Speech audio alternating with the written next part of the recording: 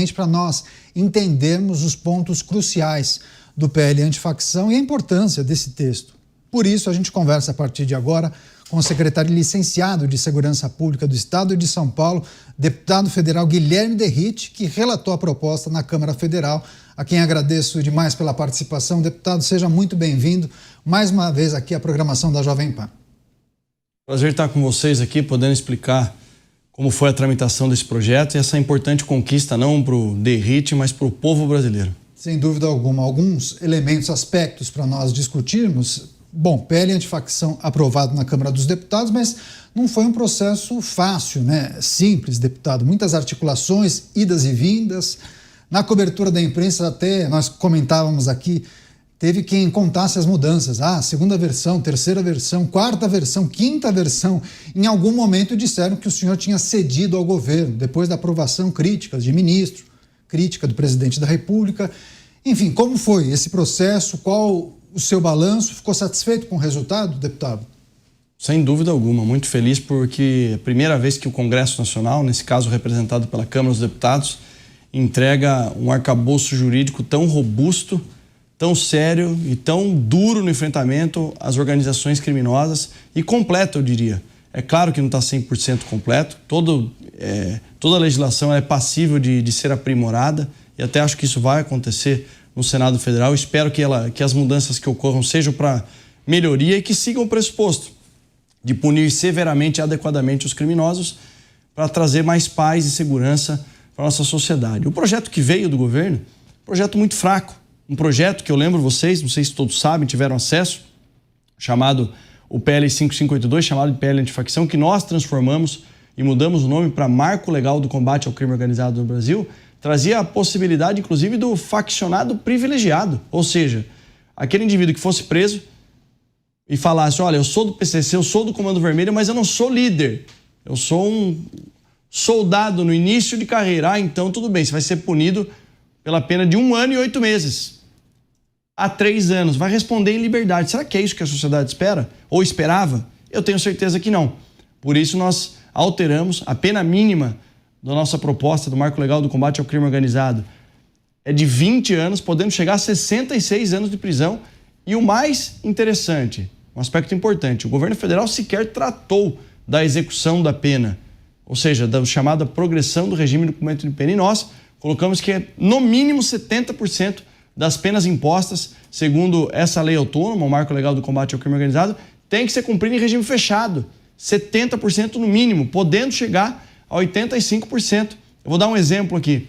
Uma criança, um menino de 8 anos que morre nas mãos do PCC ou do Comando Vermelho. Hoje, o indivíduo vai ser preso, punido. É homicídio, pena de 12 a 30 anos. Vamos estipular a pena mínima, 12 anos. Com as regras atuais, o regime de cumprimento de pena, vai ficar preso 4 anos e 8 meses. Segundo a nova legislação, primeiro que quem comete um crime dessa natureza deve ficar preso o resto da vida. Mas pela nova legislação, vai se condenado a pena mínima de 20 anos, vai ficar no mínimo 14 anos preso. Nós estamos falando de uma legislação que traz uma inovação e um endurecimento muito grande. E o governo federal preferiu as falsas narrativas e os ataques. Eu fiquei quieto, trabalhei nos bastidores, apresentei 1, 2, 3, 4, 5 versões e se precisasse apresentaria mais 10, 15 versões, desde que fossem para melhorar a vida da população e tivessem esse pressuposto, essa coluna vertebral principal, endurecimento para criminoso e proteger as vítimas do nosso país. Deputado, antes de passar para os nossos comentaristas, só uma questão que envolve a Polícia Federal. Como o senhor rebate aquelas várias críticas que apontam para o enfraquecimento da Polícia Federal? Não, nunca houve, nem no primeiro texto havia isso. Houve um conflito ali gerado por uma falsa narrativa que dizia por conta do conflito de competência. Eu deixei expresso que os crimes praticados dessa lei serão investigados pelas polícias estaduais, como já são hoje, quem investiga o PCC é o Comando Vermelho. Agora, se tiver um crime interestadual ou um crime de lavagem de dinheiro, evasão de divisas, que envolvesse a competência da Polícia Federal, estaria mantida a competência da Polícia Federal. Mas eles quiseram criar essa falsa narrativa, aí foi a estratégia, o que eles chamaram de recuo, chamam de estratégia. Retirar dentro da Lei 13.260, a Lei Antiterrorismo, criar uma legislação autônoma para que não houvesse nenhuma é narrativa falsa sendo propagada por parte do governo. E a outra narrativa que eles ainda insistem, que é mentirosa, é dizer que eu estou descapitalizando a Polícia Federal. Eu não estou tratando do orçamento da Polícia Federal no texto. O que nós estipulamos lá foi o seguinte: primeiro, quem elabora o orçamento, a legislação, a lei orçamentária anual, é o Poder Executivo e envia para a Câmara. Então, se o governo federal quiser investir na Polícia Federal, a caneta está na mão deles. Eles investem muito pouco em segurança pública, tanto para os estados quanto para a própria Polícia Federal e Polícia Rodoviária Federal. O que nós tratamos no texto é quando acontecerem as investigações que envolvam as organizações criminosas, dentro desses tipos penais específicos, da lavagem de dinheiro de empresas e houver a descapitalização de bens, ou seja, com o sequestro de bens, recursos, valores, se a Polícia Civil Estadual de São Paulo realizar, do Rio de Janeiro realizar, o recurso fica no fundo estadual daquela polícia que trabalhou, que investigou, e se for da Polícia Federal, vai para o Fundo Nacional. E se for em conjunto, é mais democrático que isso, impossível. É feita a divisão metade, 50% para cada instituição, na verdade para cada fundo, para o Fundo Estadual e para o Fundo Nacional. Eles criaram essa falsa narrativa que eu estaria tirando recursos do Fundo Nacional Antidrogas. Eu sequer trato do Fundo Nacional Antidrogas. Eles preferem o caminho da ideologia, porque no debate técnico, para eles, bandido é um coitadinho, é vítima da sociedade. Entrevista especial, deputado federal, relator do PL Antifacção e secretário de Segurança, licenciado do Estado de São Paulo, Guilherme Derrite, ao vivo aqui na Jovem Pan. Os nossos comentaristas também farão perguntas. Começar com o Roberto Mota. Mota, sua vez. Deputado, boa noite. Primeiro eu quero ler aqui um comentário de um espectador nosso que disse: diga ao deputado que ele tem aqui um fã que vai fazer 40 anos de Ministério Público ano que vem e que já tinha quase perdido a esperança. E graças ao deputado, ele recuperou. Deputado, muita gente enxerga a aprovação desse PL antifacção como o início de uma virada na segurança pública. O fim da era do bandido coitadinho e um começo de um novo tempo onde a vítima vai estar no centro da preocupação da justiça criminal. O senhor concorda com essa visão? Concordo muito. Que nós estamos atacando, Mota, boa noite, o principal ponto, o que é mais difícil, é a descapitalização. É um projeto completo. Você tem o enfrentamento duro, 11 novos tipos penais, como o domínio territorial, como o domínio territorial para exploração de atividades econômicas, explosão de caixas eletrônicos praticados por essas organizações criminosas, ataques a meios de transporte, ataques a aeronaves, quando praticados por essas organizações criminosas, por membros dessas organizações criminosas, uma legislação extremamente dura. E, em outra parte, você tem a descapitalização de bens, ou seja, tirar os recursos financeiros, enfraquecer financeiramente essas organizações criminosas e, inclusive, com a possibilidade da extinção de CNPJs e empresas que fazem a lavagem de dinheiro para as organizações criminosas.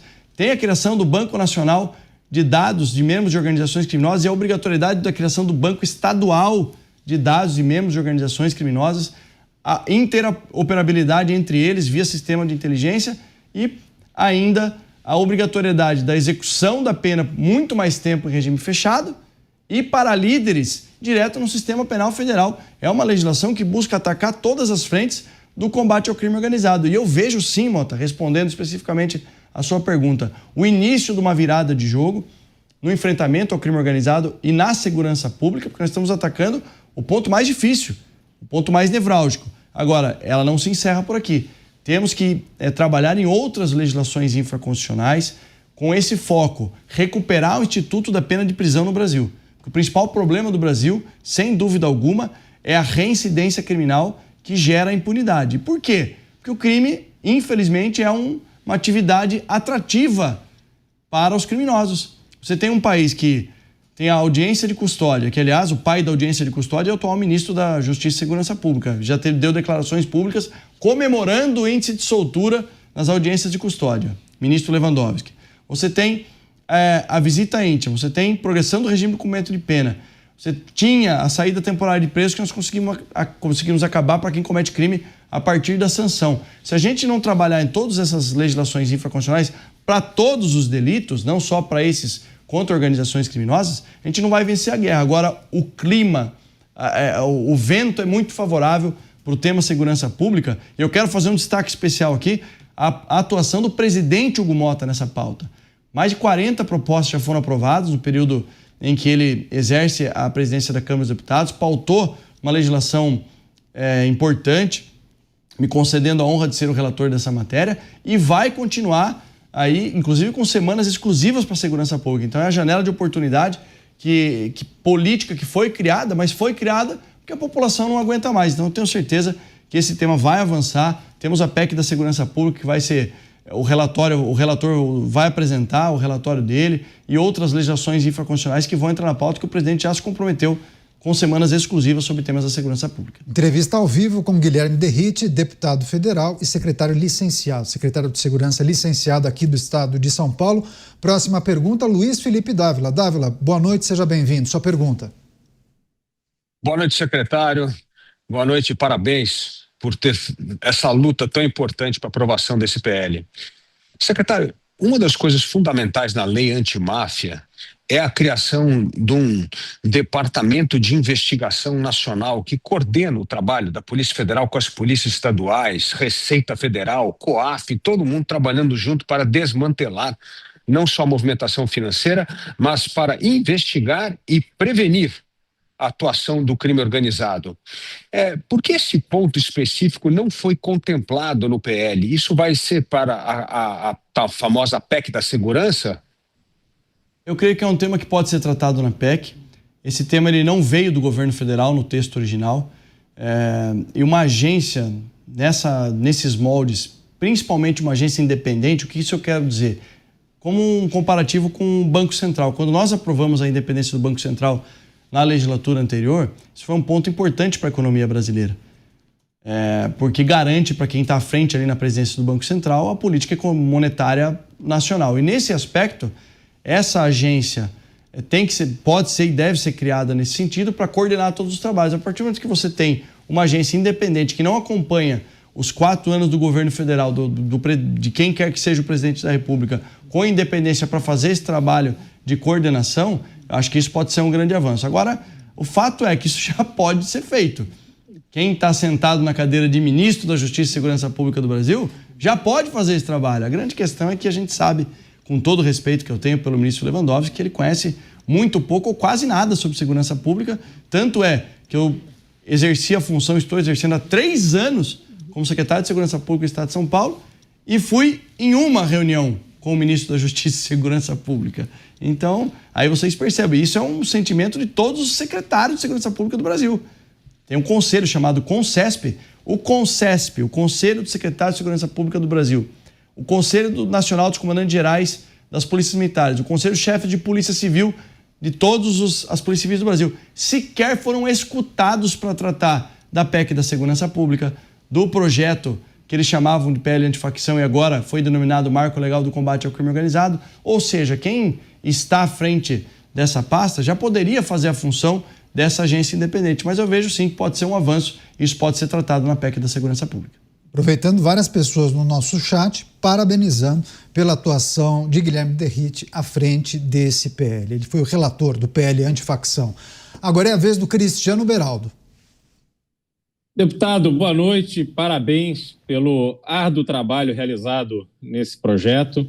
E a gente vê que os ataques sorrateiros do governo, no sentido de inverter a narrativa, é dizer que o projeto que foi aprovado, ele protege o dinheiro das facções criminosas e descapitaliza a Polícia Federal, como mencionado mais cedo aqui na sua entrevista.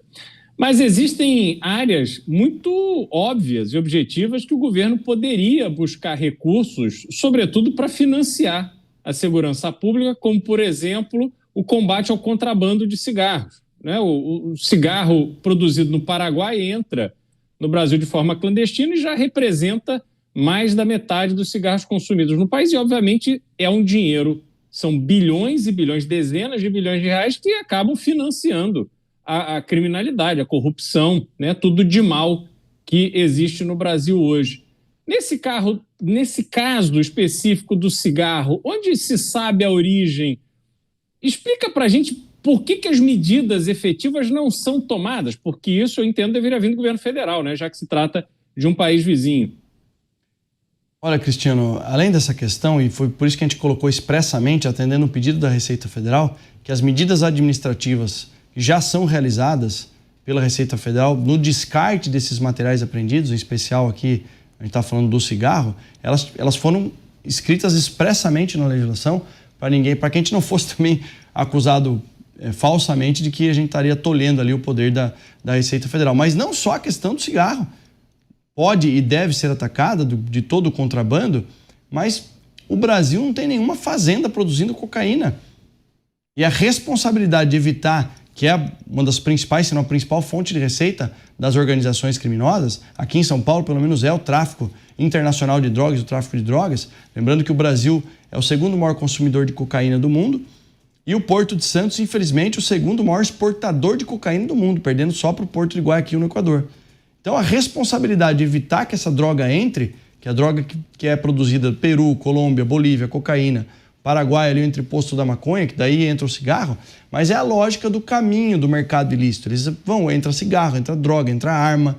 E o governo federal não tem um sistema de fronteiras, de proteção de fronteiras robusto para isso, para evitar que a droga entre, ou o mercado ilícito entre, e evitar que saia também. Perceba a nossa dificuldade aqui, por isso que a nossa estratégia foi dispor o policiamento e a tecnologia nas rodovias e nós aumentamos exponencialmente as apreensões realizadas. Agora, por que o governo federal não tem um sistema robusto, não chama as polícias estaduais para ajudarem, especialmente as polícias dos estados que fazem essas fronteiras? Por que não colocar as Forças Armadas para fazer isso também, para dificultar a entrada de mercados ilícitos no Brasil? Como eu disse, existe uma dificuldade muito grande do governo federal tratar o tema da segurança pública, porque para eles a visão de mundo que eles têm, aliás, representado pelo chefe do Poder Executivo, é que o traficante é uma vítima, e a gente sabe que não é.